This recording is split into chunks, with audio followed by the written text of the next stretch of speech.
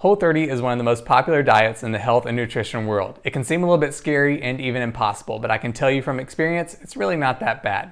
So stay tuned in this video to hear my personal experience and get some great tips to help you be successful.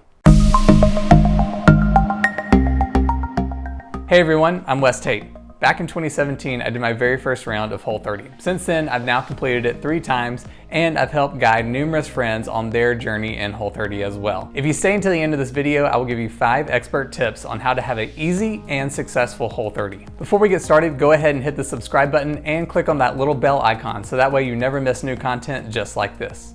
Tip number 1, meal prep. Meal prep is going to be a game changer for you. At this point in society, eating out and ordering food is kind of a common occurrence, and that doesn't go away. You can still get to do that on Whole30, but it is going to make your life a lot easier if you do cook for yourself. If you're a busy person that's always on the go, meal prep is going to save your life. That was me. I live in Los Angeles, and between work and commute, I was spending about 10 hours away from my apartment. When I got home from a long day of work, the last thing I wanted to do was try and think about what I wanted to eat and then have to cook that. Having already prepared meals for the week made my life so much easier. Sometimes I could eat my breakfast on the go, I wouldn't have to leave work for lunch, and then when I got home, I didn't have to worry about cooking and cleaning dishes after a long day. But the biggest lifesaver is not having to decide what you're going to eat that night. My advice is that you take your day off, whether that's Saturday, Sunday, or another day, and do your grocery shopping and your cooking then. I would do this and I would have all my lunches and dinners prepared for the week. There's literally nothing better than having a long day at work, coming home, and already having a healthy meal prepared for you. Number 2, put snacks in easy access. I can hear the Whole30 diehards gasping now. Snacking isn't shunned, but it's not really encouraged. Basically, if you find yourself hungry between meals, you should ideally eat more during your meal to hold you over to the next meal. But some people like myself have blood sugar problems and we kind of need a little pick-me-up as the day goes. So having snacks that are Whole30 compliant at easy access is really important in helping you through your journey. I always had Whole30 snacks readily available. Raise your hand if you go to the refrigerator, you open the door, and you just stand there when you get hungry. Okay, so because of this, I put all of my Whole30 snacks eye level, the very first top shelf. So I open the door and all of my options are right there for me. I don't have to search, see what I want. I had it filled with clementines, I had almond butter, apples, I already had cut up celery that I could eat. Everything was there for me, so again, I didn't have to make a decision about what I wanted. I could just open the door and then grab what I needed right there at eye level. I would take snacks on the go with me as well, so every day at work when I was packing my lunch, I would also throw in some almond butter, an apple, a banana, and a little baggie of almonds. I didn't always eat them every single day, but having them there for me when I just ended up hungry at work was huge. It's kept me from going to the vending machine or running to the store to buy some food that was not good for me, which was what my old habits were. So just having that food there at my desk, knowing that, oh, if I get hungry, I can just grab this, was perfect. Tip number 3, plan ahead. So kind of like with meal prepping and the snacks, planning ahead is going to save you. One of the big misconceptions with Whole30 is that you just can't eat out at all. And that's not true at all. I actually went to restaurants quite often when I was on Whole30. The key is really being confident in the rules of Whole30 and knowing what you can and cannot eat. Whenever you are going to eat at a restaurant, just look at the menu online before you go. Research what you can eat, what you can't eat. Already have your questions in mind about what you can substitute, so that way you can just go ahead and ask those things right off the bat. I often found myself in situations where I had friends or coworkers ask if I wanted to go out to eat, and they actually let me pick because they knew I was doing Whole30. They usually say, hey, we're all going out to eat on this day. Is there any place that you'll actually be able to get some food at? And I would say, yeah, sure, here. I can go here, here, here, and here. Or I would say, sure, any place like this, I can make the menu work. 1, these types of friends are amazing, keep them in your life forever. And 2, already having a list of restaurants that you've researched, knowing that you can get food there is really helpful at times like this, and it also kind of gives you something to look forward to on your Whole30 journey. If you're attending a party, it's always nice to ask the host, hey, do you mind if I bring some Whole30 snacks for everyone? No one's going to say no to you. What this does is it prevents you from being a burden to the host who now has to bend to your dietary needs. You just provide what you can eat and enough to share for everybody else. I bring Whole30 snacks whenever it's a thing like a Super Bowl or a birthday party or a type of potluck, and if no one eats it, great, there's just more for me to eat.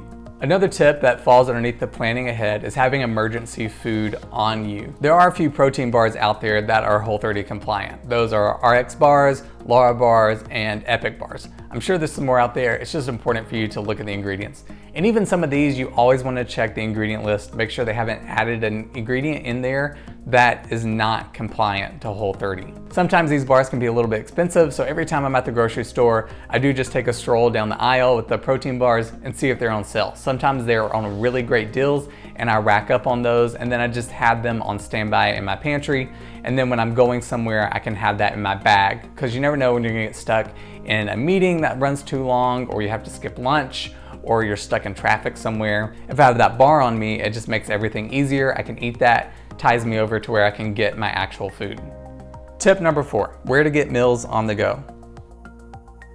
Sometimes you just can't meal prep. It happens. Maybe you ran out of food, or it was a busy weekend, or there were events happening and you just couldn't get to do it. So knowing where you can get food on the go is a really important thing. So I'll cut right to the chase and give you my tip of where I always go for my on-the-go food. Grocery stores, salad bar, and hot food bar.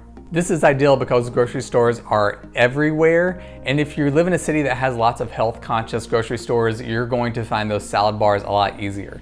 This is really nice because you can always switch up your toppings, try out different things you wouldn't normally do, and it just makes it easier for you, right? I didn't bring lunch to work today. There's a Whole Foods down the street. I'm gonna go to it and get a salad bar. The hot food bars can be hit or miss. They don't always have them, and also lots of fried foods are there. There's foods with sauce that you can't have. Always read the ingredients on those before you try those out. But if it's breakfast time and in the morning, you have got to try Whole Foods breakfast bar at least once. It is the most amazing thing ever. Like, I can't tell you how many times I've skipped breakfast just because I wanted to go to the Whole Foods by work and get breakfast. It is so good. So if you live in an area with Whole Foods, you just gotta do yourself a solid. Also, if you do your research, there's some restaurant chains out there that do have Whole30 menu items now. So Chipotle, for example, if you download the app, they have a Whole30 salad already listed on the menu. You can just click it. You don't have to look at the ingredients or decide what you do or don't want. It's already prepared for you. They've worked with Whole30 to create the salad. It's good to go. I've also found local restaurants that have menu items that are already Whole30 compliant. They just don't know it. So do a little bit of research and see what you can do. My quick tips for looking for restaurants that you can actually eat at is to stick to things that have American Grill items and Mexican restaurants. These two are very easy to make Whole30 compliant meals out of. You can lose the chips, you can lose the bread, you can replace fries with salads. You can get rid of sauces that have sugar in them. It's very easy to do, so definitely check those out in your area. Tip number 5, Google everything. Whole30 is so well established at this point, everything is on the internet. Their website is amazing. It is so full of information on there. They've thought about everything that you can think of in terms of what you need, what kind of questions you're gonna ask. It's all right there. And there's so many forums out there now that are actually moderated by official Whole30 moderators that you can get the types of answers that you need that other people have actually already asked. So if you're ever at the grocery store and you're looking at a label, it has some weird scientific words on there underneath the ingredients, you can type that into Google and ask, is it Whole30 compliant? And it's going to show you immediately an answer to that, whether it's on the actual website of Whole30 or a forum that is all about Whole30. So Google really is kind of key here. Even if you're trying to cook something and then there's an ingredient you need to substitute, you can always do that. You can type in the ingredient and then ask Whole30 compliant substitute, and you're gonna find an answer for that as well. There's just so much great information out there. And there you have it, my 5 tips for an easy and successful Whole30. So if you're doing Whole30, use these tips, you got it. I know you can do this. I hope you found this video very helpful. If you learned something new today or one of these tips really helped you out, why don't you let me know about it in the comments below.